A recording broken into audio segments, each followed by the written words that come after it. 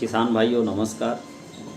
किसान भाइयों, आज मैं एक बहुत ही महत्वपूर्ण विषय पर चर्चा करने वाला हूं। जैसा कि आप सभी किसान भाइयों जानते ही होंगे कि ये हमारा खरीफ सीज़न चल रहा है और इस समय प्रमुख रूप से धान की नर्सरी की बुआई हमारा चल रहा है।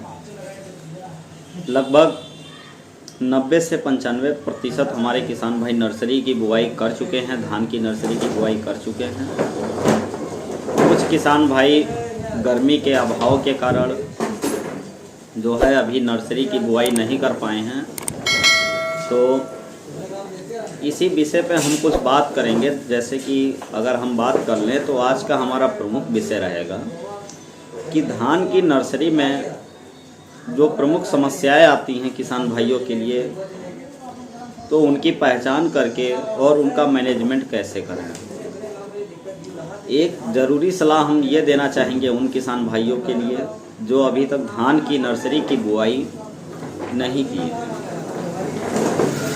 वे किसान भाई जो अभी तक धान की नर्सरी की बुआई नहीं किए हैं, वे किसान भाई जब भी नर्सरी की बुआई करें तो उसमें जो हमारे उर्वरकों का प्रयोग करना है, जिसमें प्रमुख रूप से अगर हम बात कर लें तो जब भी नर्सरी की अगर हम बुआई करते हैं तो उसमें जो है डीएपी का बहुत ही महत्वपूर्ण भूमिका होती है। डीएपी जो होता है, डीएपी में डाई अमोनियम फास्फेट, जिसमें नाइट्रोजन और फास्फोरस हमें प्रमुख रूप से दो ये प्राइमरी न्यूट्रिएंट्स हमें मिलते हैं। जिसमें नाइट्रोजन की बात कर लें तो नाइट्रोजन 18% और यदि फास्फोरस की बात कर लें तो फास्फोरस हमारा 46% मिलता है। अगर बात कर ली जाए डीएपी क्यों प्रयोग करना चाहिए नर्सरी में, तो डीएपी इसलिए प्रयोग करना चाहिए क्योंकि डीएपी में जो होता है, जो फास्फोरस हमारा 46% होता है, फास्फोरस का प्रमुख कार्य होता है पौधों के जड़ों का विकास करना।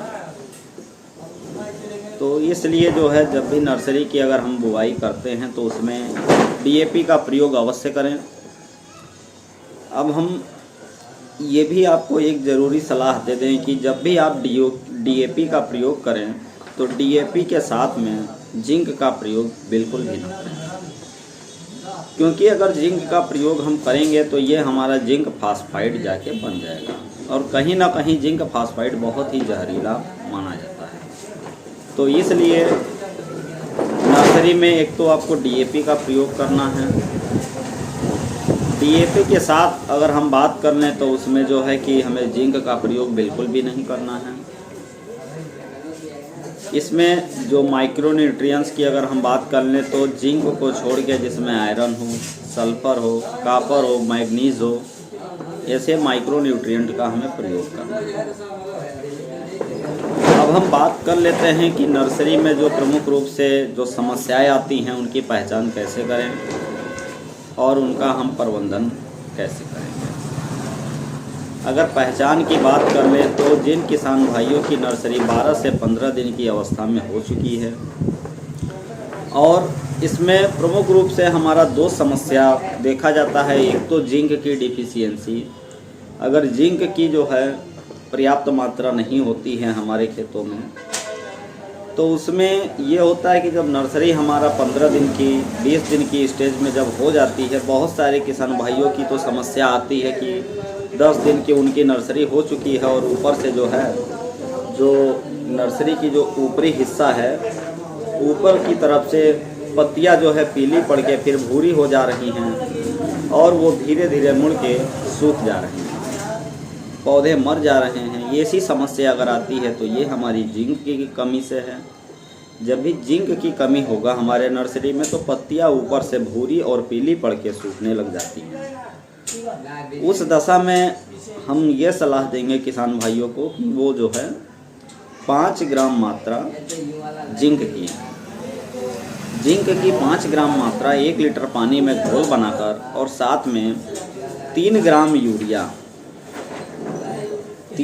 यूरिया पर लीटर पानी के हिसाब से और जिंक सल्फेट 5 ग्राम मात्रा पर लीटर पानी के हिसाब से घोल बनाकर अपनी खड़ी फसल पे, जो भी आपकी नर्सरी की खड़ी फसल है उस पर आप स्प्रे करें।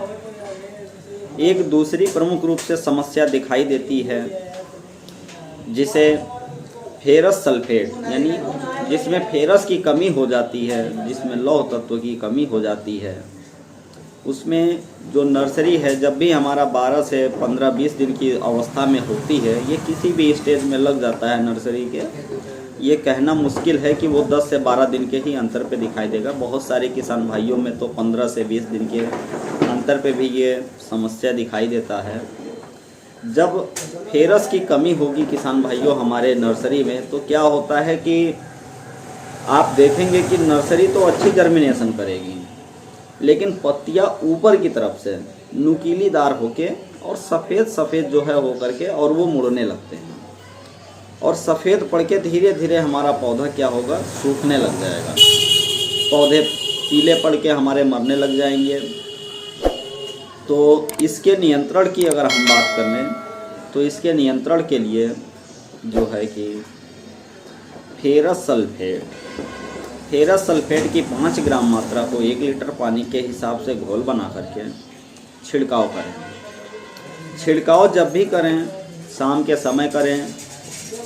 शाम के समय इसलिए कि इतना तापमान ज़्यादा होता है कि दवा का असर अगर आप सुबह के समय कर देंगे तो बिल्कुल भी नहीं दिखाई देगा, बिल्कुल ना के बराबर हो जाएगा। 20 से 30% ही आपको जो है उसका फ़ायदा दिखाई देगा, और इससे हमारे धान की नर्सरी काफ़ी ज़्यादा प्रभावित होगी।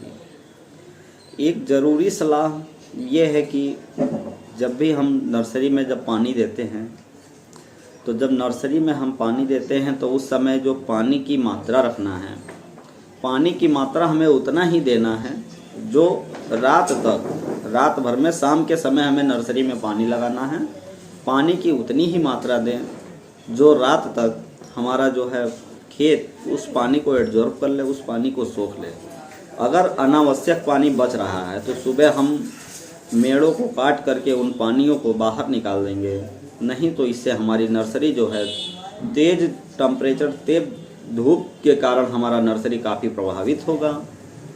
किसान भाइयों, मिलते हैं इसी तरह अपने नए वीडियो में। अगर हमारी वीडियो आपको अच्छी लगी हो तो आप हमारे वीडियो को लाइक और चैनल को सब्सक्राइब अवश्य करें। नमस्कार किसान भाइयों।